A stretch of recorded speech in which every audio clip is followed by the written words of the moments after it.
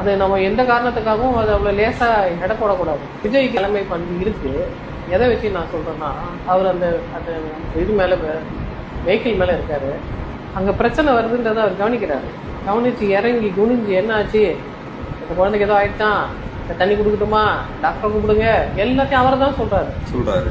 யூஸ்வலா இப்போ வேற யாராவது அரசியல் கட்சி தலைவர் அது மாதிரி மேடையில் இருக்கான்னு வச்சுக்கோங்களேன், அவங்களுக்கு ஒரு அல்லகை இருக்கும், அதான் இதெல்லாம் சொல்லுவோம், இப்படி ஆச்சு அப்படி ஆச்சு. அவரே அந்த பொசிஷனுக்கு இறங்கி வந்து அவர் ஸ்பீச்சை நிறுத்திட்டு இது என்ன ஆச்சுன்னு பாருங்க, அவர் நான் பேசி முடிக்கணும், இவ்வளோ பேர் வந்து நிற்கிறாங்க, எல்லாரும் என் மகிமையை பாருங்க என் மகிமையை பாருங்கலாம் சொல்லலை.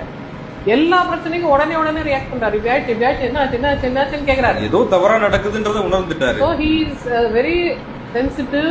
உடனே அதை ரிசீவ் பண்ணக்கூடிய தன்மை இருக்கிற ஒரு அரசியல் தலைவராக தான் இருக்கிறார். அதனால அது ஒரு மனித பண்பு, அது வந்து தலைமை பண்பு கூட நான் சொல்லலை, அடிப்படை மனித பண்பு அது அவருக்கு இருக்கு. அவருக்கு தலைமை பண்பு இருக்கான்னு